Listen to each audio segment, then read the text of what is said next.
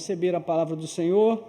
Nosso irmão Guilherme está encarregado de trazer a palavra para a nossa edificação nessa noite.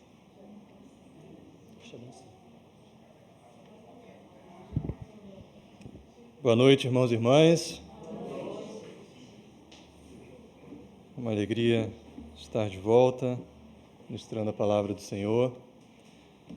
Estive um tempo ausente depois do casamento, mas estamos de volta, para a glória de Deus.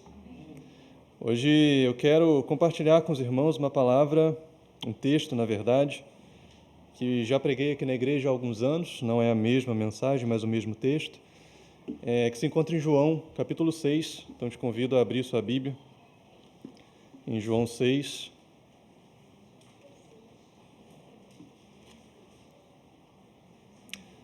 Nós vamos ler a partir do versículo 22.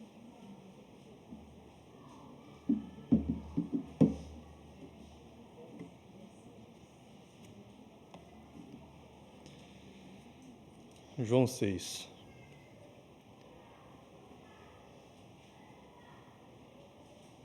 Irmãos, para quem não sabe, acho que ela não vai gostar que eu fale isso aqui da frente. Ontem foi aniversário da minha avó, então quem não deu os parabéns para ela, ela está recebendo ainda, tá bom? Então no final do culto, fica à vontade.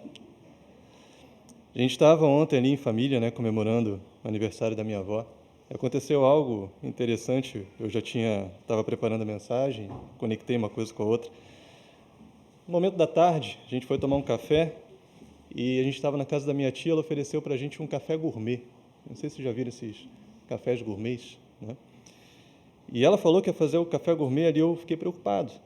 Eu falei, estou correndo um risco aqui. Não que fosse me fazer mal, mas porque eu já tinha ouvido muita gente falar que provou desse café gourmet e nunca mais conseguiu tomar o outro café. Eu falei, vamos ver se isso vai acontecer comigo. A gente tomou o café gourmet, mas eu acho que não teve esse efeito não. A gente conseguiu já tomar o café de novo. Está tudo bem com a gente. Mas assim, isso é uma coisa que acontece com muita gente. De fato, às vezes a gente prova algumas coisas, experimenta algumas coisas e desenvolve algumas necessidades que a gente não tinha antes. Algumas coisas se tornam necessárias para nós que antes a gente nem sentia falta. E isso é uma coisa que a nossa geração faz com muita excelência, criar necessidades que não tinha tanta necessidade de ser uma necessidade assim, que não precisava ser uma necessidade. Há um tempo atrás, você deve se lembrar, isso ainda acontece hoje, a gente teve aquela febre das dietas detox. As pessoas queriam fazer uma dieta detox e tinha muita gente que tinha uma necessidade disso, não saía de casa de manhã sem tomar ali o suquinho detox dela, porque precisava seguir essa moda. E tantas outras necessidades que a gente cria, muita gente precisa estar atualizado com a tecnologia, ter o celular da moda, o que saiu por último, o último modelo. Uma outra necessidade que a gente cria, por exemplo, é com os motoristas de aplicativo. Às vezes a gente se acostuma a pedir ali um carro por aplicativo e não consegue mais andar a pé, não consegue mais andar de ônibus, nada disso. A gente vai criando essas necessidades para nós que não são tão necessárias. A internet, por exemplo. Às vezes a gente sente uma necessidade tão grande da internet que não consegue ficar sem ela. E se cai a nossa internet, se cai o nosso Wi-Fi, os nossos dados móveis, a gente fica em desespero. Eu tive uma experiência bem forte com isso recentemente.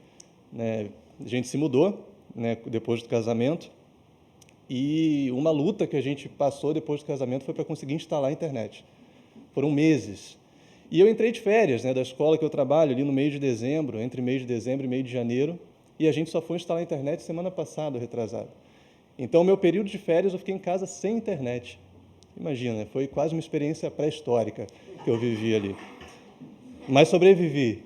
No final foi bom para a minha devoção, para a minha vida de oração. Deus tem um propósito em tudo. Mas não dá para dizer que não incomodava ficar em casa sem internet, sem acesso ao mundo, as informações que a gente tem ali no nosso celular, na nossa rede social. Então a gente vai criando essas necessidades. E o que acontece com isso, com a nossa geração, que é cheia de necessidades tão vãs, tão pequenas, é que quando nós olhamos aí para fora, nós vemos uma geração frustrada, uma geração ansiosa, que precisa satisfazer essas necessidades, E é uma geração insaciável, que está sempre correndo atrás de satisfação, sempre correndo atrás de algo novo e não alcança aquilo que eles querem. Às vezes nem sabem o que querem, mas querem algo diferente, querem algo a mais, querem algo novo. Se torna uma geração insaciável. E a questão é que nem sempre, irmãos, nós vamos ter as nossas necessidades saciadas, sejam elas necessidades reais ou necessidades inventadas, criadas. Nem sempre elas serão saciadas. Mas a Bíblia nos traz uma resposta para isso, talvez uma solução para isso, e uma solução que é acessível a todos nós, que está ao alcance de cada um de nós. Então, quero te convidar a ler o nosso texto de hoje, em João 6, a partir do versículo 22. Nós vamos ler até o versículo 35, que vai dizer assim, João 6, 22. No dia seguinte, a multidão que tinha ficado do outro lado do mar notou que ali havia apenas um pequeno barco e que Jesus não tinha entrado nele com os seus discípulos, tendo estes partido sozinhos. Entretanto, outros barquinhos chegaram de Tiberíades, perto do lugar onde comeram o pão, e depois que o Senhor deu graças. Quando aquela multidão viu que Jesus não estava ali, nem os seus discípulos, entraram nos barcos e partiram para Cafarnaum à procura de Jesus. E, tendo-o encontrado do outro lado do mar, lhe perguntaram, Mestre, quando o Senhor chegou aqui? Jesus respondeu, em verdade lhes digo, que vocês estão me procurando, não porque viram sinais, mas porque comeram os pães e ficaram satisfeitos. Trabalhem não pela comida que se estraga, mas pela que permanece para a vida eterna, a qual o Filho do Homem dará a vocês, porque Deus, o Pai, o confirmou com o seu selo. Então lhe perguntaram, que faremos para realizar as obras de Deus? E Jesus respondeu, a obra de Deus é esta, que vocês creiam naquele que ele enviou. Então eles disseram, que sinal o Senhor fará para que vejamos e creiamos no Senhor? O que o Senhor pode fazer? Nossos pais comeram maná no deserto, como está escrito, deu-lhes a comer pão do céu. E Jesus lhes disse, em verdade lhes digo que não foi Moisés quem deu o pão do céu para vocês. Quem lhes dá o verdadeiro pão do céu é meu Pai, porque o pão de Deus é o que desce do céu e dá vida ao mundo. Então lhe disseram, Senhor, dê-nos sempre desse pão. E Jesus respondeu, eu sou o pão da vida. Quem vem a mim jamais terá fome, e quem crê em mim jamais terá sede. Amém, irmãos. Vamos ler até aqui. Feche seus olhos, vamos pedir a direção de Deus para esse momento. Ó Pai, nós te bendizemos, nós te louvamos, Senhor, porque Tu és grande, porque Tu és soberano, e porque na Tua soberania o Senhor quis se revelar a nós, manifestar a nós a Sua verdade, os mistérios, ó Deus, do Seu reino. E hoje, por intermédio da Tua palavra, nós podemos, mais uma vez, meditar nas verdades do Senhor, meditar, ó Deus, naquilo que o Senhor revelou a nós. Obrigado porque temos a nossa Bíblia diante de nós, a Sua palavra, ó Deus, acessível a cada um de nós, mas pedimos, porque sabemos que precisamos, pedimos que o Senhor se manifeste individualmente a cada um de nós, se revele aos nossos corações, ó Pai, para que a nossa meditação nessa noite, o nosso olhar para a Sua palavra não seja apenas um olhar humano, mas seja o Teu Espírito falando conosco, se movendo em nosso interior e transformando o nosso coração para a Sua glória. Então, abre os nossos ouvidos, ó Deus, para ouvir ao Senhor, para ouvir a Tua voz. E conduz-nos, Pai, conduza-nos de acordo com o Teu querer, com a Tua vontade, em nome de Jesus. Amém. Amém. Amém, irmãos. Então, meditando aqui no nosso texto, o que está acontecendo aqui? Qual é o contexto? O que aconteceu para chegarmos nesse momento? O primeiro versículo que nós lemos fala aí de um dia seguinte. Bom, o dia seguinte a quê? O que tinha acontecido antes? No contexto aqui é o milagre da multiplicação dos pães. Jesus, a gente vai ver desde o começo do capítulo 6 e também nos textos paralelos, que Jesus ele está em Cafarnaum cumprindo seu ministério. Em um determinado momento, ele decide sair com seus discípulos, pegar um barco e atravessar o mar da Galileia, ir para o outro lado, para uma cidade chamada Betsaida. Os textos paralelos vão mostrar que Jesus fez isso por um objetivo, por um propósito. Ele estava cumprindo seu ministério em Cafarnaum e a procura das multidões era muito grande. As pessoas não paravam de procurar Jesus. E chegou um momento em que Jesus e os discípulos precisavam descansar. O texto de Marcos, capítulo 6, versículo 31, diz que eles não tinham tempo nem para comer. Então imagina como era o ministério de Jesus, sempre ocupado, sempre trabalhando, sempre atendendo às necessidades daquelas pessoas. E em algum momento Jesus falou, olha, nós precisamos ir para um lugar retirado, vamos para o outro lado do Mar da Galileia para descansarmos um pouco, termos um tempo ali, porque aqui não temos tempo nem para comer. Mas o que acontece? O que o texto revela para nós? A multidão fica sabendo dessa ida de Jesus para a cidade de Betsaida. E o que a multidão faz? Entende que Jesus precisava de um tempo para descansar? Não, a multidão segue. O texto vai dizer que ela segue por terra e vai até a cidade para onde Jesus estava indo. E, curiosamente, a multidão ela vai mais rápido do que Jesus, a ponto de Jesus chegar naquela cidade e, quando ele desembarca ali, o que ele encontra? Toda uma multidão esperando Jesus para ouvir as suas palavras, para ver novos milagres.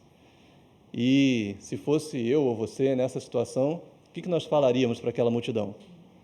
Gente, olha, eu vim aqui para descansar, eu vim aqui para ter um tempo com os meus discípulos. A gente estava fazendo milagre lá em Cafarnaum, depois eu vou voltar para lá, mas deixa eu ficar um tempinho aqui com meus discípulos, podem voltar para casa. A gente falaria algo assim, Mas não foi o que Jesus fez. O texto vai dizer que quando Jesus viu aquela multidão, principalmente o texto de Marcos, vai dizer que Jesus se encheu de compaixão por aquelas pessoas. E Jesus olha para aquelas pessoas, Jesus enxerga o coração delas e vê que elas eram como ovelhas sem pastor. Ou seja, eram pessoas perdidas, desesperadas, buscando alguma direção, buscando alguma palavra, alguma orientação. Eram pessoas que não tinham pastor. E isso era um diagnóstico do judaísmo daquela época, porque os líderes judeus, outros textos vão dizer, o próprio Jesus diz isso, mas colocavam peso nas pessoas do que de fato direcionavam elas e orientavam elas à verdade. Então Jesus vê aquelas pessoas ali como ovelhas sem pastor, e nesse retiro que ele faz com seus discípulos, ele abre mão do descanso naquele momento e decide então atender às necessidades daquelas pessoas. Ele começa a pregar para elas e operar milagres, operar curas ali naqueles necessitados, nas pessoas que iam até ele. Está lá em Lucas 9, versículo 11. E aqui, irmãos, nós já vemos como que é grande o amor do nosso Deus por nós. Ele deixou tudo. Cristo abriu mão da sua glória nos céus e veio até nós. Em sacrifício, se humilhou, se tornou servo, para propiciar a nós, para proporcionar a nós a salvação. E esse texto mostra como que o nosso Senhor é compassivo, como o nosso Senhor nos ama, como o nosso Senhor está atento às nossas necessidades. Nós não somos assim, nós tendemos a nos colocar em primeiro lugar, colocar as nossas necessidades à frente dos outros, mas olha o que Cristo faz. Ele, precisando ali de um descanso, diz, não, eu preciso também atender a essas pessoas, eu preciso suprir as necessidades delas. Nós temos, irmãos, um Cristo que entregou tudo por nós, entregou a própria vida por nós e fez isso por amor, Mas chega aqui o fim do dia. Jesus está ali pregando, operando milagres, e o que acontece no fim do dia? As pessoas estão ouvindo Jesus por muito tempo, vem a fome. E junto com a fome vem a preocupação dos discípulos. Lá em Mateus 14, 15, a gente vê essa preocupação. Os discípulos vão até Jesus e dizem, olha, Jesus, está tarde, essas pessoas moram longe, vamos terminar a pregação logo e deixar elas irem para casa, para ver se elas ainda encontram algum mercadinho aberto, alguma coisa assim para comprar alimento, para elas não irem dormir com fome, não irem com fome para casa. Os discípulos se preocupam, mas a resposta de Jesus é surpreendente.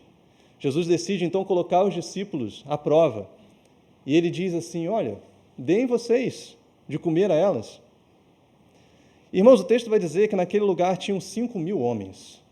5.000 homens. sem contar mulheres e crianças.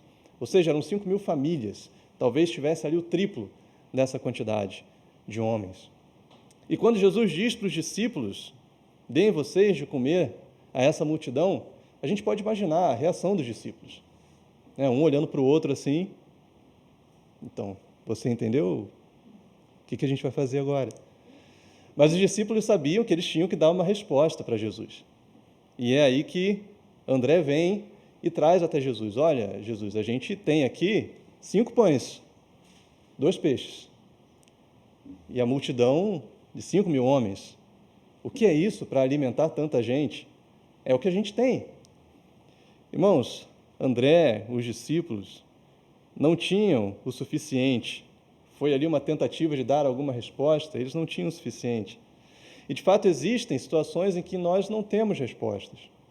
Mas, especialmente nessas situações em que nós não temos respostas, é importante lembrarmos que nós temos um Deus e que nós podemos ir até o nosso Senhor e dizer: Pai, isso é o que eu tenho, mas não é suficiente.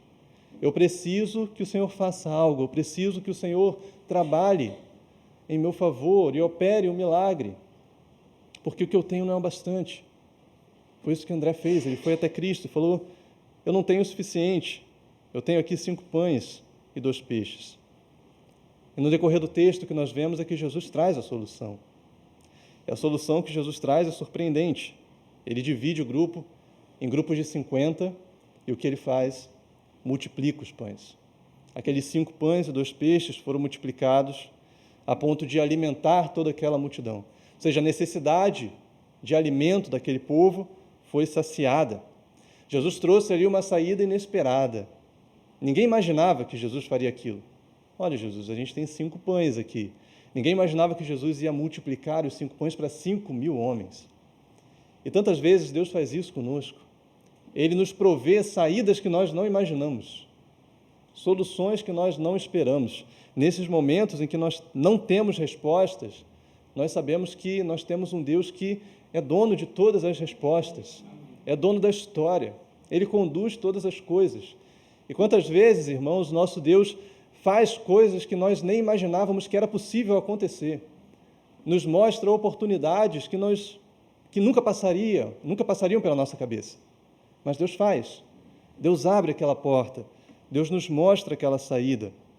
Foi isso que Jesus fez, uma saída inesperada, multiplicou os pães e alimentou toda aquela multidão com aqueles 5 pães e 2 peixes. Ou seja, os discípulos, naquele momento de necessidade, não tinham pão suficiente, não tinham o que eles precisavam, mas eles tinham a Cristo, e isso foi suficiente. Eles tinham a Jesus e isso bastou, porque Jesus supriu a necessidade deles. A partir daí, a gente vê no texto, ali nos versículos 14 e 15, do capítulo 6 de João, que a multidão começa a reconhecer Jesus como profeta e dizer: olha, não era esse o profeta que deveria vir ao mundo? E eles começam a falar entre eles e aparentemente se empolgam. E no versículo 15, a gente vê que a multidão queria fazer Jesus rei à força. Ele tem que ser o nosso rei. E quando Jesus percebe que a multidão estava se empolgando demais, o que Jesus faz? Ele se retira. Ele se retira para orar. Ele sai sozinho para o monte. O que acontece aqui na sequência, irmãos, é que os discípulos entram no barco para voltar para Cafarnaum. Parece que eles não conseguiram ter o tempo de descanso que eles esperavam ter ali. E no meio da viagem de volta vem uma grande tempestade. Jesus caminha sobre as águas, acalma a tempestade, socorre os discípulos e volta para Cafarnaum. E é aí que nós chegamos no nosso texto, no versículo 22, que vai dizer, do versículo 22 ao 24, no dia seguinte, a multidão que tinha ficado do outro lado do mar notou que ali havia apenas um pequeno barco, que Jesus não tinha entrado nele com seus discípulos, tendo estes partido sozinhos. Entretanto, outros barquinhos chegaram a Tiberíades, perto do lugar onde comeram o pão, depois que o Senhor deu graças. Quando aquela multidão viu que Jesus não estava ali, nem os seus discípulos, entraram nos barcos e partiram para Cafarnaum, à procura de Jesus. À procura de Jesus. Irmãos, nós vemos nesses pequenos versículos aqui, nesses poucos versículos, pessoas que fizeram um grande esforço para se encontrar com Jesus.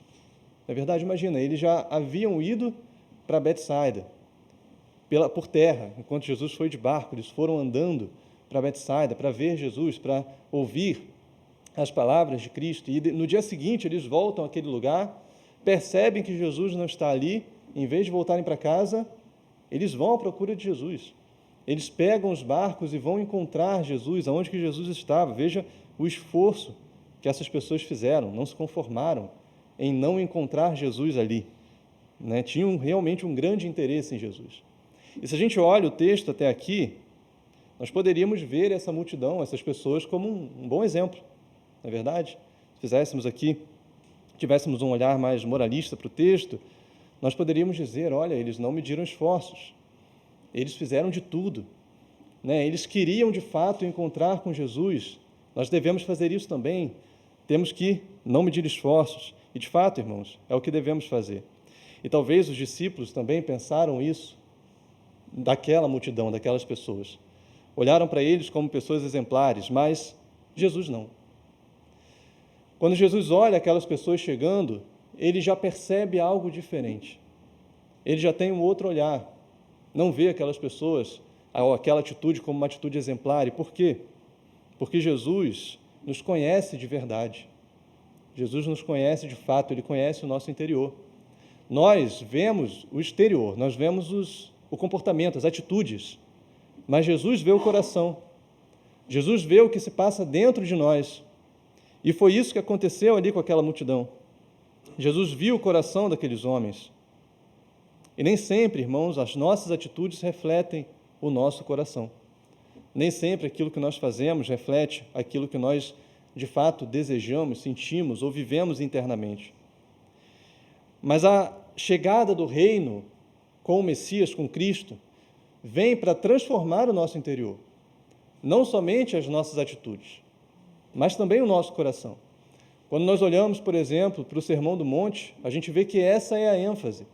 Olha, vocês precisam ter um coração transformado, ter um coração purificado, bem-aventurados os puros de coração, eles verão a Deus. Então é o nosso coração que precisa ser transformado e a partir daí as nossas atitudes. Ou seja, é claro que os nossos atos importam, mas eles não são bastante. Eles precisam estar acompanhados de um coração transformado. Eles precisam ser movidos por um coração transformado, por uma transformação interior. E não era assim com aquela multidão. Jesus revela isso. Olha o que Jesus vai dizer no versículo 26. Jesus respondeu, em verdade lhes digo, que vocês estão me procurando, não porque viram sinais, mas porque comeram os pães e ficaram satisfeitos. Ou seja, Jesus expõe o que aquela multidão, o que aquelas pessoas de fato queriam, o que elas estavam buscando em Jesus. Não era pelos sinais, elas estavam buscando pão. Elas estavam buscando talvez uma nova multiplicação de pães e foram até Jesus porque ele saciou a fome delas no dia anterior. Aquelas pessoas não esperavam essa resposta, certamente. Muito provavelmente elas chegaram até Jesus cheias de confiança, né? Pensando, não, nós estamos bem com Jesus. Jesus vai gostar da nossa atitude de vir até Ele, né? Jesus vai recompensar o nosso esforço de ter vindo até Ele. Ele vai gostar da nossa procura. Mas eles não esperavam que Jesus os conhecesse de fato, em verdade, que Jesus conhecesse os seus corações. E aqui, irmãos, nós podemos meditar e perceber uma verdade nesse texto, que se aplica a nós. E que verdade é essa? É que nem todos os que buscam por Jesus querem Jesus. Vou dizer novamente, nem todos os que buscam por Jesus querem Jesus. Mas como assim? Quando a gente vê alguém que busca por Jesus, essa pessoa está querendo outra coisa, por que ela não vai buscar outra coisa? Né? Se alguém quer um emprego, vai buscar o emprego, logo, o que ela busca é o que ela quer. Né? Ou se alguém busca um bom médico, é porque quer um bom médico. Então, como assim? Se alguém busca por Jesus, não necessariamente quer Jesus. A questão é que o alvo final dessas pessoas não é Cristo. Essas pessoas estão olhando para outra coisa além de Cristo e fazem de Jesus um meio para alcançar aquilo que elas querem de fato. Ou seja, elas não querem Jesus, elas querem que Jesus seja um meio para que elas alcancem outra coisa, aquilo que está no coração delas. As suas necessidades particulares, aquilo que elas esperam que vão fazer delas pessoas mais felizes ou pessoas mais satisfeitas, buscam algo através de Jesus. E os exemplos que eu dei também são válidos para isso. Se uma pessoa busca um emprego, na verdade, essa pessoa está buscando uma renda, uma remuneração, uma satisfação profissional através do emprego. Se uma pessoa busca um médico, essa pessoa está buscando um bom tratamento, um bom diagnóstico através do médico. Mas com Jesus não pode ser assim, irmãos. Se nós buscamos a Jesus, nós precisamos desejar Jesus, querer a Ele próprio, e não algo que Ele possa nos dar, e não que Ele seja um instrumento ou um meio para termos outra coisa. Mas isso é muito comum, que se busca Cristo como um meio. E um dos motivos pelos quais isso acontece é aquilo que comentei antes da nossa leitura do texto. Nós criamos o tempo todo necessidades novas para nós, que não são tão necessárias assim. E nós buscamos o tempo todo coisas que nós não deveríamos buscar. Ou seja, estamos sempre desejando algo diferente, querendo algo novo e colocando nessas coisas novas a nossa satisfação, a nossa expectativa de satisfação. Então pensamos, quando eu conseguir tal coisa, aí eu vou ser feliz. Quando eu alcançar tal coisa, então eu vou ser feliz. E existem pessoas que passam a vida inteira com esse mesmo pensamento. Quando são novos, pensam, não, quando eu entrar para a faculdade, aí eu vou ser realizado. Entram para a faculdade, percebem que a realização não veio. Não, quando eu me formar, aí eu vou ser realizado. E se formam e nada. Não, eu vou encontrar um bom emprego. Encontram um bom emprego. Eu vou ter a promoção. E lá na frente, não, quando eu me aposentar, aí eu vou descansar e vou ser feliz. Ou seja, toda a vida buscando uma nova satisfação. Algumas pessoas colocam essa expectativa nos relacionamentos. Não, quando eu encontrar um bom relacionamento, aí eu vou ser feliz. Ou quando eu tiver uma renda melhor, aí eu vou ser feliz. Ou seja, estamos sempre olhando para coisas que podem nos satisfazer, mas coisas desse mundo, coisas dessa vida. Estamos olhando para o lugar errado. Estamos olhando para o lugar errado. E, de fato, existem pessoas que buscam a satisfação nesse mundo e existem pessoas que buscam a Cristo para suprir a sua satisfação. E isso não é bom? Buscar a Cristo para suprir a sua satisfação? Não, porque essas pessoas estão buscando ser satisfeitas não em Cristo, mas através de Cristo. E existe uma grande diferença aqui. Buscarmos a nossa satisfação em Cristo e buscarmos a nossa satisfação através de Cristo. É isso que Jesus revela para a multidão.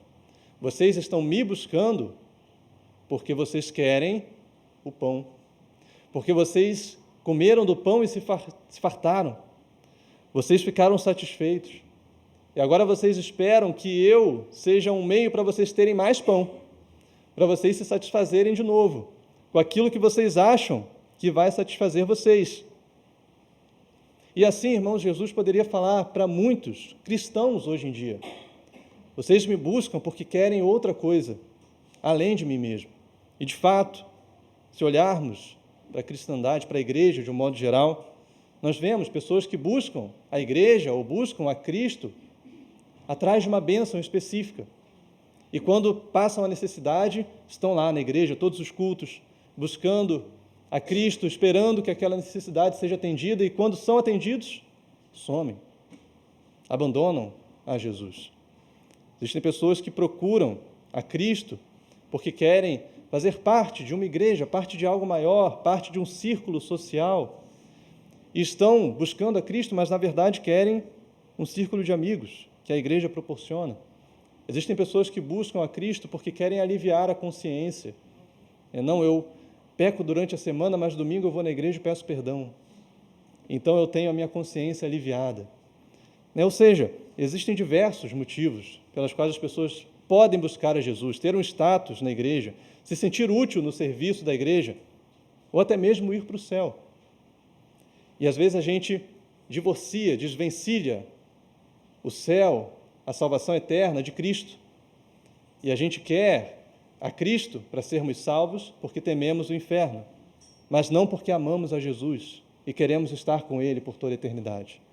Ou seja, isso que Jesus falou para esse povo, para essa multidão, Ele poderia falar para muitos hoje. Vocês me buscam não porque creem em mim, mas porque querem o pão, porque querem outra coisa, porque querem satisfazer alguma outra necessidade.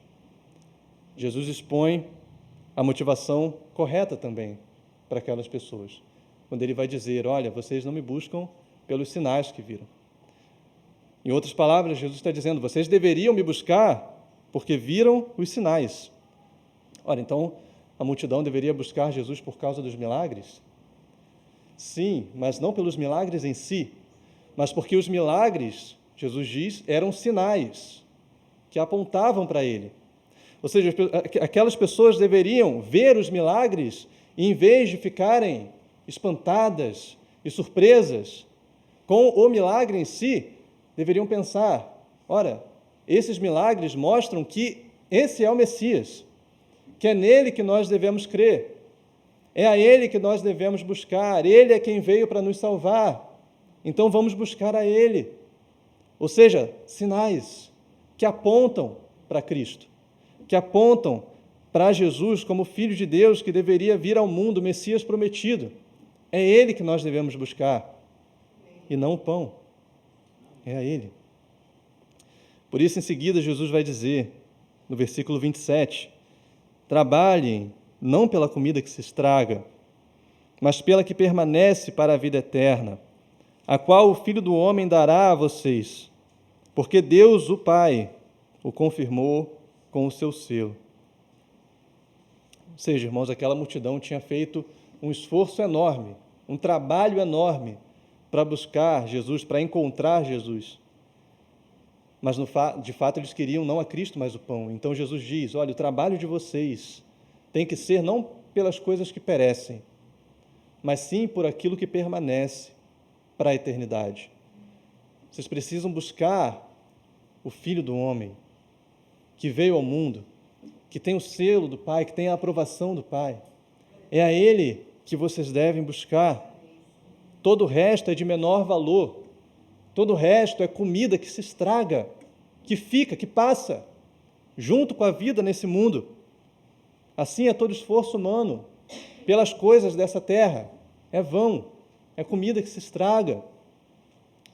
Essa semana, eu e Júlia, nós estávamos vendo uma série, e nessa série fala de um bilionário, contou a história de um bilionário que viveu na Inglaterra.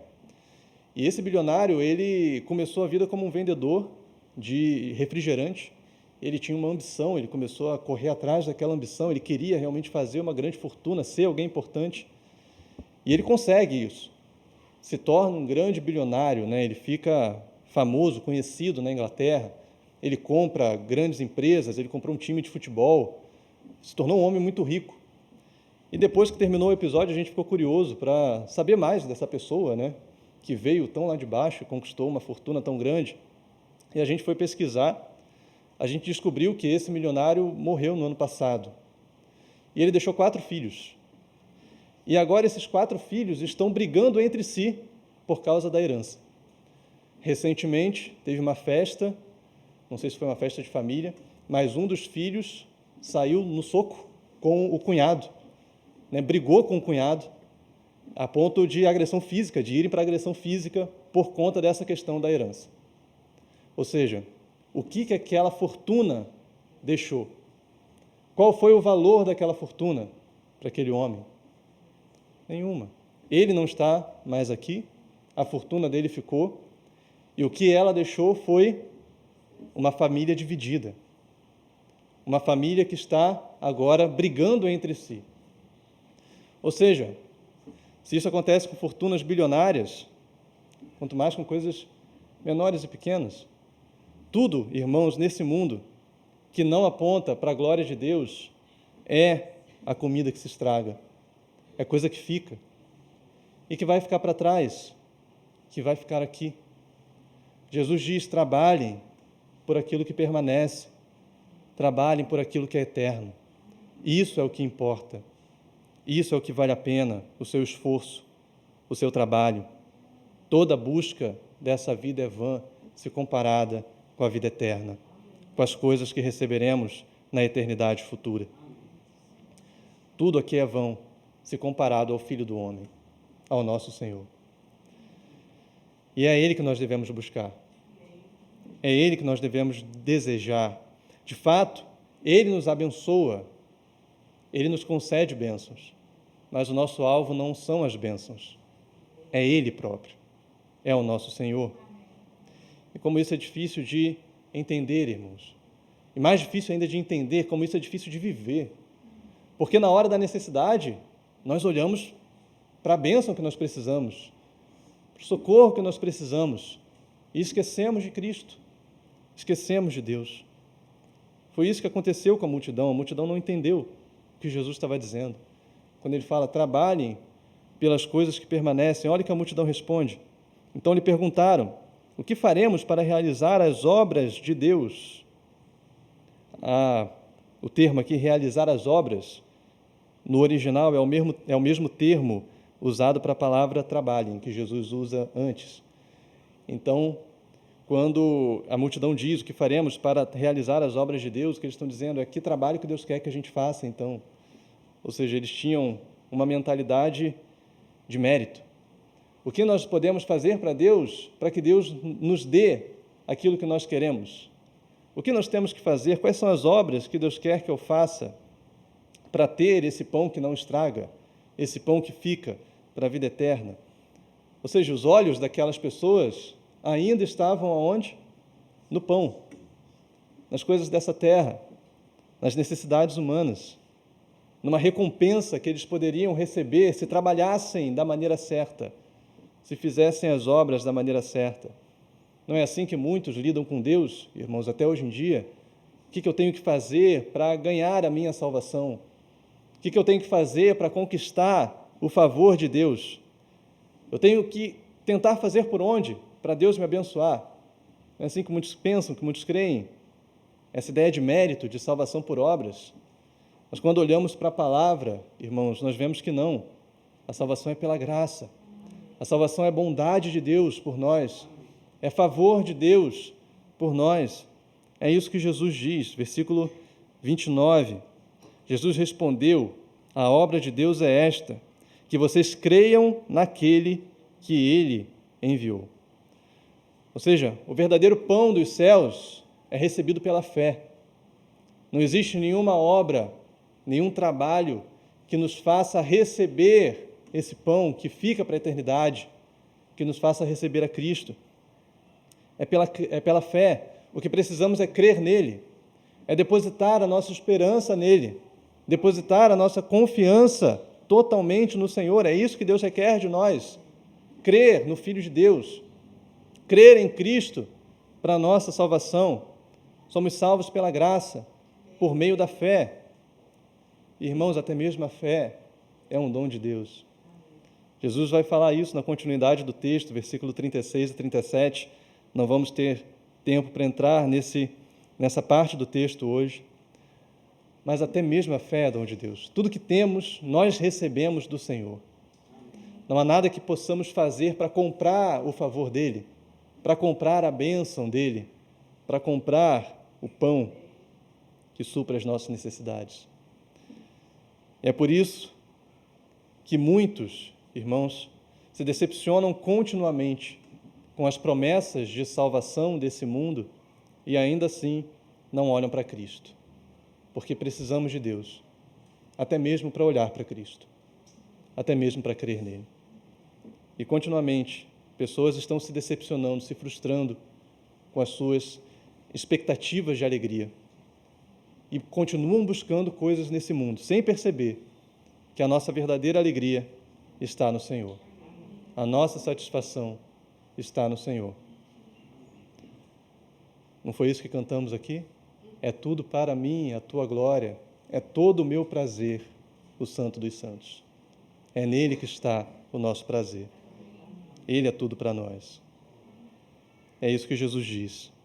Agora vamos para a parte final do nosso texto, que vai a partir do versículo 30, começa no versículo 30, quando Jesus diz assim: então eles disseram, o texto diz, então eles disseram, que sinal o Senhor fará para que vejamos e creiamos no Senhor? O que o Senhor pode fazer? Nossos pais comeram o maná no deserto, como está escrito, deu-lhes a comer o pão do céu. A multidão continuava com o coração endurecido, irmãos. Continuavam sem crer no Senhor Jesus, buscando ainda o pão, como eles dizem aqui. Olha, Moisés nos deu o pão do céu, o que o Senhor pode nos dar? Eles estão aqui confessando, nós realmente viemos buscar o pão, nós realmente queremos isso. Que sinal o Senhor vai nos dar? E aqui nós temos um contraste com o versículo 26, na primeira parte, quando Jesus diz para eles, olha, vocês não estão me procurando porque viram sinais. O que tinha acontecido aqui é que Jesus já tinha dado esses sinais, nos milagres, nas curas, na autoridade com que ele ensinava, mas as pessoas não reconheceram a Cristo nos sinais. E agora o que eles fazem? Eles pedem um novo sinal. Eles dizem, que sinal o Senhor poderá nos dar? Essa pergunta revela a prepotência deles. Como que de fato eles não se curvavam a Cristo? Como que de fato eles não reconheciam o senhorio de Cristo? Eles viam a Cristo como um servo, alguém que estava ali para servir a necessidade deles.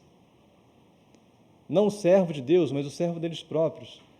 Alguém que eles queriam como um meio, uma ferramenta para terem algo que eles consideravam mais importante.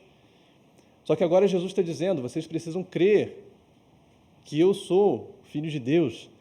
E eles percebem, bom, então o Senhor está pedindo um comprometimento maior de nós. Agora a coisa começa a ficar mais séria. E por isso eles falam, bom, então, para crermos no Senhor, o que o Senhor faz para a gente? Que sinal o Senhor vai dar para a gente crer? Sendo que Jesus já tinha dado vários sinais. Ou seja, isso mostra o coração endurecido e a falta de fé. A atitude daquelas pessoas muda. Antes eles vieram para Jesus, Jesus, como que o Senhor chegou aqui? Adulando, tratando bem, e agora eles falam, não, queremos um sinal para crer no Senhor. Se o Senhor não der um sinal, a gente não crê. Como que muda, como que as palavras de Jesus podem revelar o coração daquelas pessoas, ao ponto de que chega um momento que a própria atitude delas revela o coração rebelde que elas tinham, o coração que não se voltava e não cria em Cristo. A expectativa que aqueles homens tinham era daquele profeta prometido por Moisés, lá em Deuteronômio 18:15, quando Moisés diz, virá um outro profeta semelhante a mim, a ele vocês devem ouvir, e depois em Atos 3, 19 a 23, Pedro confirma que esse profeta era Cristo. Mas pela expectativa daquele profeta semelhante a Moisés, eles pedem um sinal semelhante ao sinal de Moisés. E dizem, Moisés fez descer pão dos céus para saciar o povo no deserto. O que o Senhor vai fazer? Qual é o sinal que o Senhor vai fazer? Ou seja, eles esperavam que Jesus também fizesse descer pão do céu. Eles queriam dar um jeitinho para conseguir o pão. Está percebendo isso? Eles foram ali arrumando o argumento para conseguir o pão novamente. E colocam uma condição para crer em Cristo. Mas Jesus vai dizer, não foi Moisés que deu o pão para vocês, foi Deus. E o Deus que deu o pão no deserto é o mesmo Deus que estava dando pão para eles agora. Um pão que eles não reconheciam, que eles não percebiam que estava ali, diante deles, na frente deles. Jesus vai dizer no versículo 32, em verdade, eu lhes digo, que não foi Moisés quem deu o pão do céu a vocês. Quem lhes dá o verdadeiro pão do céu é meu Pai. Porque o pão de Deus é o que desce do céu e dá vida ao mundo. Então lhes disseram, Senhor, dê-nos sempre desse pão. E Jesus respondeu, eu sou o pão da vida. Quem vem a mim jamais terá fome, e quem crê em mim jamais terá sede. E Jesus estava dizendo: vocês não precisam de um sinal. Eu estou aqui. Vocês estão me vendo. Eu sou o pão da vida. Um sinal aponta para algo que não está presente ainda. Mas Jesus estava ali, revelado a eles e dizendo claramente a eles: eu sou o pão da vida. Eu sou aquilo que vocês precisam. Quem vem a mim jamais terá fome, jamais terá sede. Eu sou o pão da vida. E o que essa afirmação de Jesus significa, irmãos? Quando ele diz: eu sou o pão da vida, essa afirmação é a primeira no Evangelho de João, de uma série de afirmações em que Jesus se refere a si mesmo como eu sou. Eu sou. E essa referência a si mesmo, como eu sou, nos remete para um outro texto, no Antigo Testamento. Também, com Moisés, quando Deus se revela a Moisés na sarça ardente, em Êxodo 3,14. Quando Moisés pergunta para Deus: Senhor, quando me perguntarem quem falou comigo, o que eu digo? E Deus diz para Moisés: Moisés, eu sou o que sou. Você vai dizer: o eu sou me enviou a vocês. Deus se refere a si mesmo como eu sou. E agora Cristo se referia a si mesmo como eu sou. Se você avançar 2 capítulos, no capítulo 8, Jesus vai dizer explicitamente: vocês precisam crer que eu sou. João 8, versículos 24, 28 e 58. Mas em diversos momentos ele traz essa expressão eu sou como metáfora. E aqui é a primeira, quando ele diz: eu sou o pão da vida. Antes, ou melhor, mais à frente, Jesus vai dizer: eu sou a luz do mundo. João 8, 12 e 9, versículo 5. Versículo 5. Mais à frente ele diz: eu sou a porta das ovelhas. João 10, versículo 7 e 9. Eu sou o bom pastor. João 10, 11 e 14. Eu sou a ressurreição e a vida. João 11, 25. Eu sou o caminho, a verdade e a vida. João 14, versículo 6. E eu sou a videira verdadeira. João 15, versículo 1. Veja de quantas formas Jesus se refere a si mesmo, sempre usando o eu sou. Jesus estava se assimilando, Jesus estava se assemelhando, melhor dizendo, a Deus, dizendo: eu sou Deus. Em João 8 ele vai dizer: antes que Abraão existisse, eu sou. Eu sou. Jesus mostrava ali a eles de maneira clara que ele era o Filho de Deus, que ele é o Messias que deveria vir ao mundo e que era nele que aquelas pessoas precisavam crer. Jesus reforça e revela a sua divindade. Mas além de revelar a sua divindade, Jesus revela também que ele é aquele que supre todas as nossas necessidades, quando ele diz: eu sou o pão da vida. Eu sou o pão que vocês precisam. Ele supre as nossas necessidades espirituais, assim como o maná no deserto supria aquele povo, sustentava aquele povo dia após dia, fortalecia aquele povo para caminhar naquele deserto. Jesus nos supre, Jesus nos sustenta, Jesus nos fortalece dia após dia, para que possamos caminhar nesse mundo com ânimo, crendo nele, com a nossa expectativa e com a nossa satisfação depositadas nele. Jesus é o nosso pão, ele é o pão da vida. Ele supre as nossas necessidades espirituais e nos levará à vida eterna. Ele é quem nos sustenta. Ele é quem nos sustenta. Assim como o maná sustentava o povo no deserto. Irmãos, nós vivemos, então, no já e no ainda não. Nós temos um Cristo que futuramente nos sustentará por toda a eternidade, quando estivermos com Ele na glória eterna. Mas nós já temos um Cristo que nos sustenta aqui e agora. Ele já sustenta a nossa alma. E por isso nós podemos estar satisfeitos nele. Ou seja, com Cristo tudo muda. Com Cristo a nossa alma muda. Com Cristo as nossas expectativas de satisfação mudam, porque Ele é tudo para nós. Quando Cristo nos encontra, Cristo se torna tudo na nossa vida. e nós vivemos para Ele. Por isso, irmãos, já entrando aqui na nossa conclusão, precisamos pensar por que é importante a gente entender isso.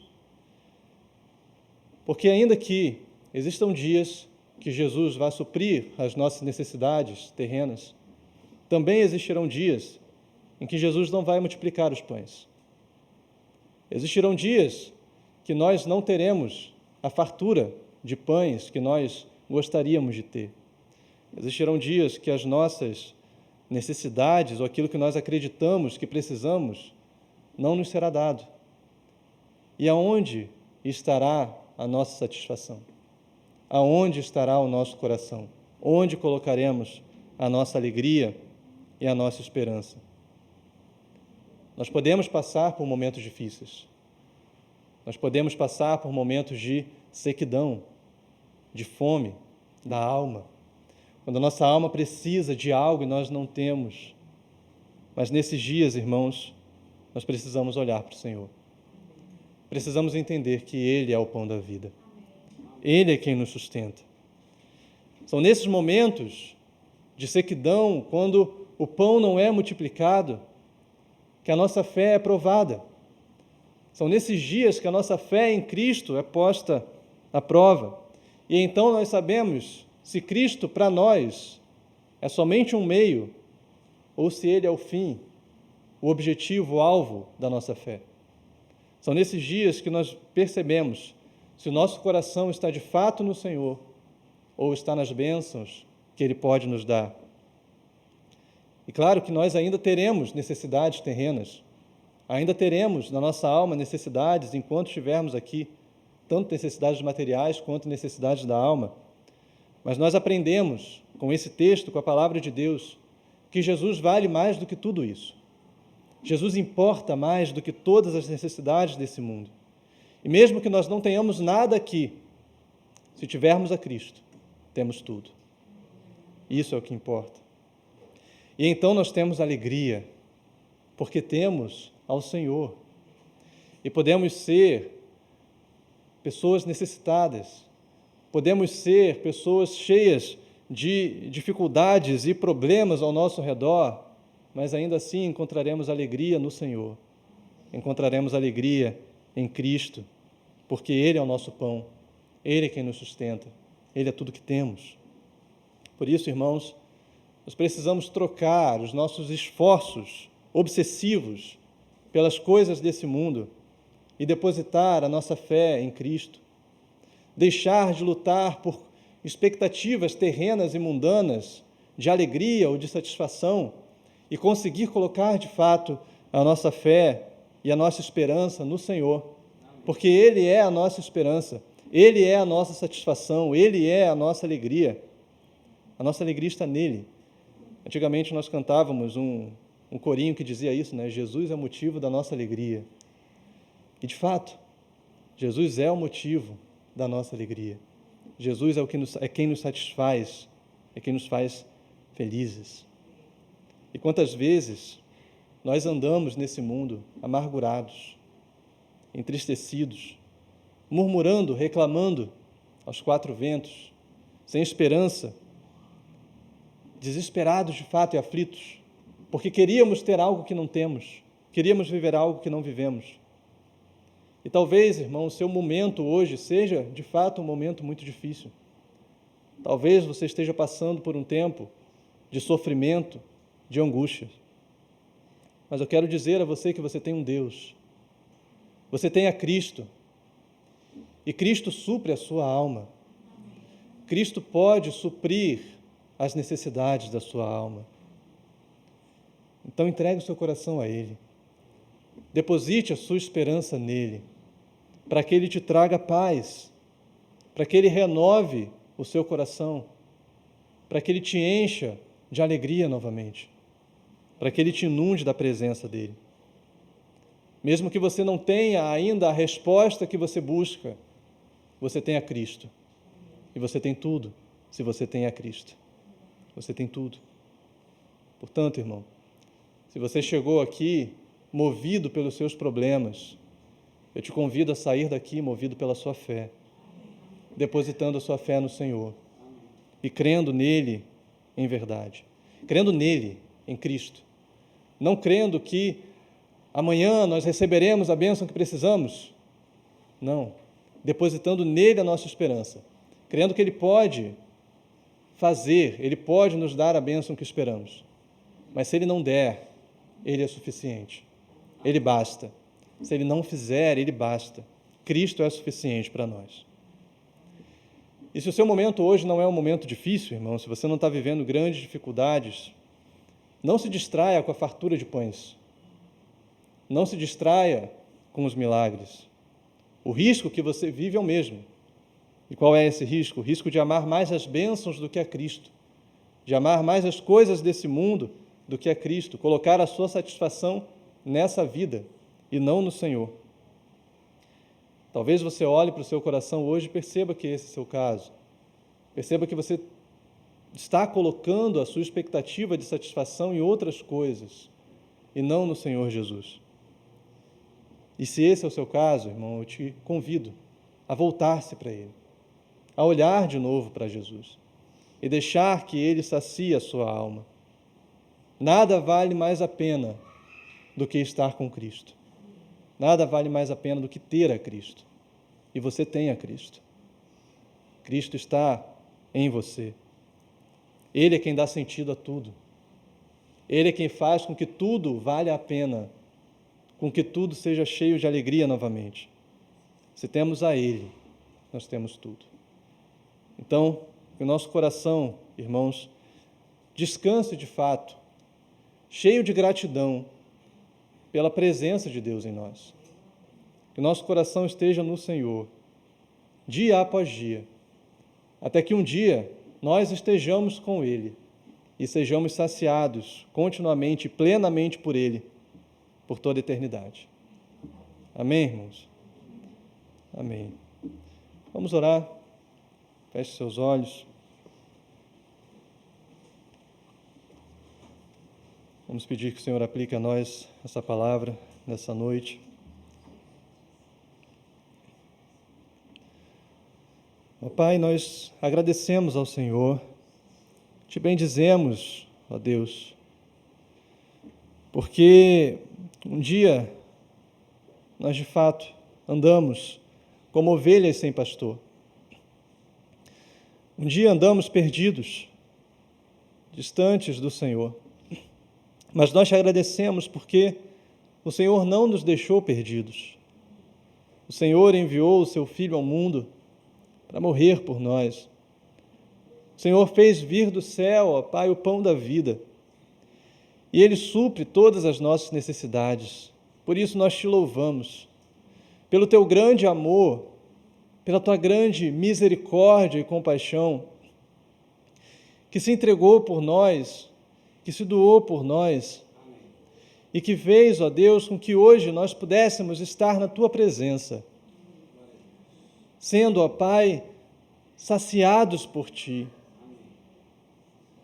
Obrigado, ó Deus, pelo teu amor que nos cobre continuamente, que nos preenche continuamente e que nos conduz dia após dia, ainda que nós não vejamos, ainda que nós olhemos ao redor e só vejamos as dificuldades, nós sabemos que o seu amor está conosco em todo o tempo e por isso te agradecemos, Pai. Pai, nós queremos colocar os nossos corações diante do Senhor. Tantas vezes nós olhamos mais para as coisas desse mundo e dessa vida do que olhamos para Ti. Tem misericórdia de nós, Pai. E perdoa-nos. Perdoa-nos porque o nosso coração é tão errante, é tão rápido em se afastar de Ti. Mas pedimos também que o Senhor nos ajude, ó Deus, a nos voltar novamente para o Senhor. Amém. Faça, ó Pai, com que a nossa esperança, de fato, esteja em Ti.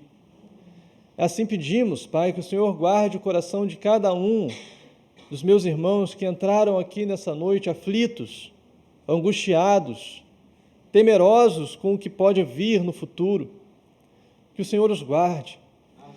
E que a sua presença os inunde. Que a sua presença os envolva, ó Deus, nesse momento. Amém. trazendo paz, trazendo graça, trazendo, ó Pai, um renovo diante de Ti, um novo ânimo, uma nova alegria no Senhor. Renova-nos na Tua presença, Pai, pois precisamos de Ti. Não nos deixe amar mais as bênçãos do que ao Senhor. Não nos deixe amar mais esse mundo do que ao Senhor. Mas faz-nos, Pai, confiar em Ti dia após dia, crendo que o Senhor há de suprir todas as nossas necessidades, até que estejamos contigo na glória eterna. Guarda-nos, Pai, e glorifique em nós o Teu nome, em nome de Jesus. Amém. Amém, irmãos. O Senhor os abençoe. Pastor Osvaldo.